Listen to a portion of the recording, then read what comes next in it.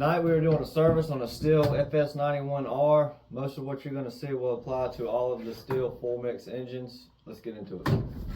I took a peek in the tank and there is some trash in the tank, so we are going to drain his fuel out to get started.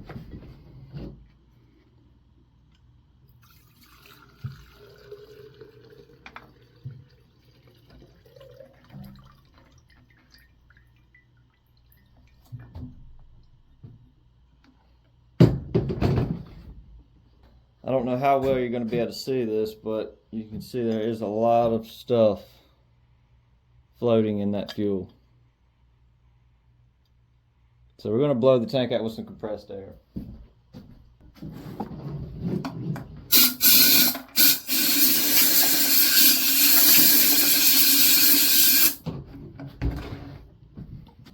Tank looks pretty good. Let's get in there and get that fuel filter out.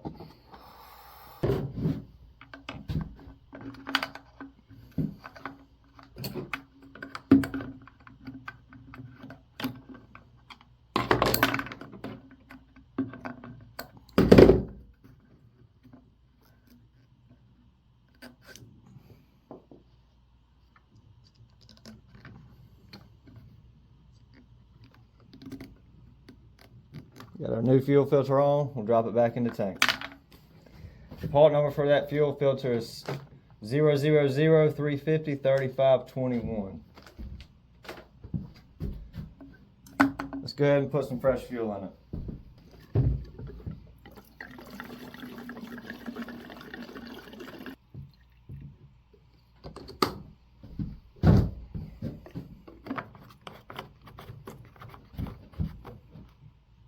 Underneath this cover here is where you can access your spark plug and your valves.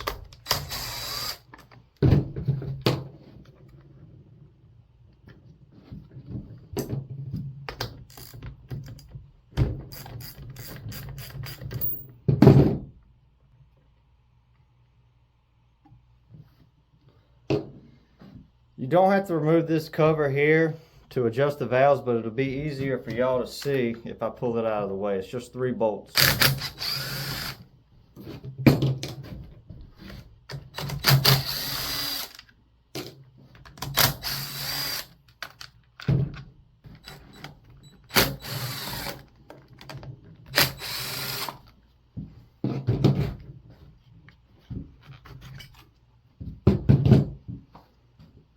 Clean this off a little bit.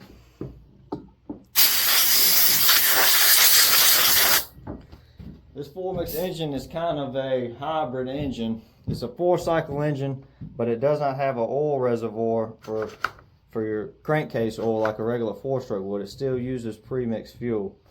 So there's going to be a cork gasket underneath this cover. You try not to tear it, because like a 2-stroke, you cannot have any air leaks. This whole crankcase has to be airtight.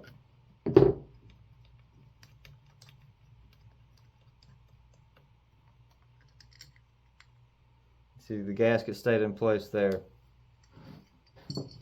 STIHL makes a filler gauge that fits into this spot here underneath your rocker arm, and on the gauge is stamped 10 on it. And it's a common misconception that that means 10 thousandths, but that number actually is 0.1 millimeters, which is 4 thousandths. So I just got a 4 thousandths filler gauge that I trimmed down to a point to slide in there. Now you can adjust these valves a couple of ways. You can put it at top dead center if you want to do all that. What I do is roll it around till I have one valve that is fully open, and then I adjust the other valve.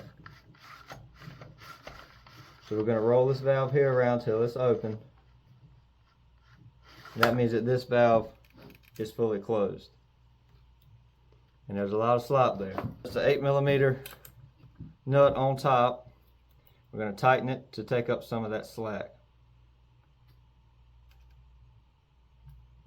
Adjust it till you have just a little bit of drag on your gauge. And that feels good. Now we're going to roll it around and close this valve, and open this valve.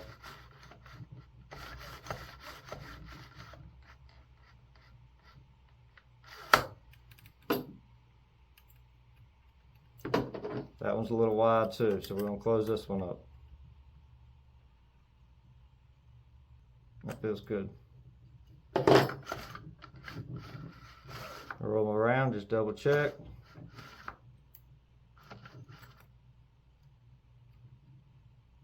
Feel good. We can put our cover back on.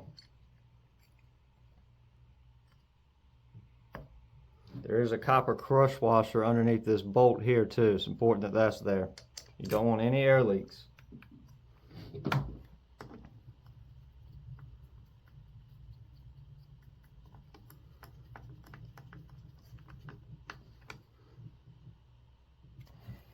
Now we're going to put a new plug in. It's the NGK CMR 6H.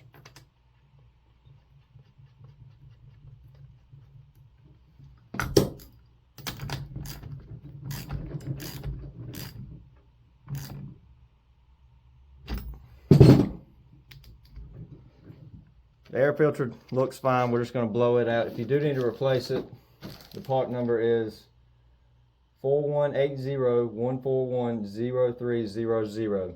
The one I keep is a rotary, and its part number looks like 19-15855.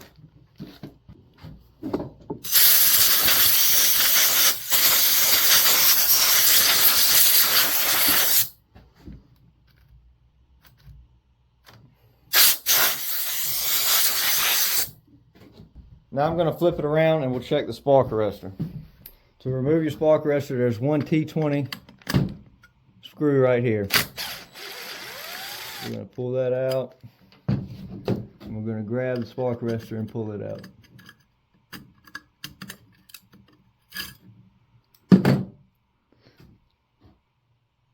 You can see there's a little bit of buildup right here, so we're going to get rid of that.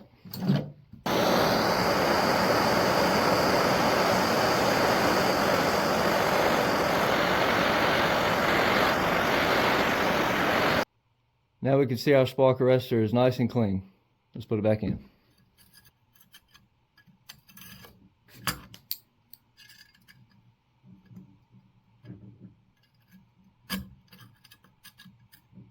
Get our screw back in.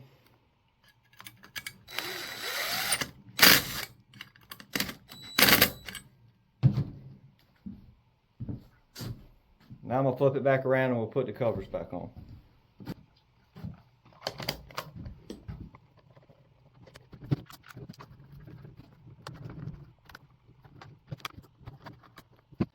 Now there's one more thing we have to do that's often missed. Let me switch all around and I'll show you what I'm talking about. So on your trimmer head there is a plug right here. It's a 13 mil. You want to pop that out. And you'll want to get you some of this grease from STIHL. It's Super Lube FS. Inside this gear head there is a set of pinion gears, and you need to keep them lubricated. This tube will screw right into that hole, and you just squeeze some grease in there until it's full.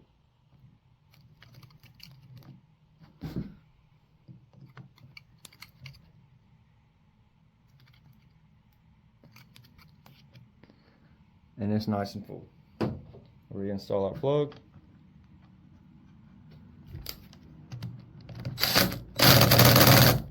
And it's just as simple as that. We've got a service knocked out. I think it took around 15 minutes to do. This one's ready to go back. Until next time.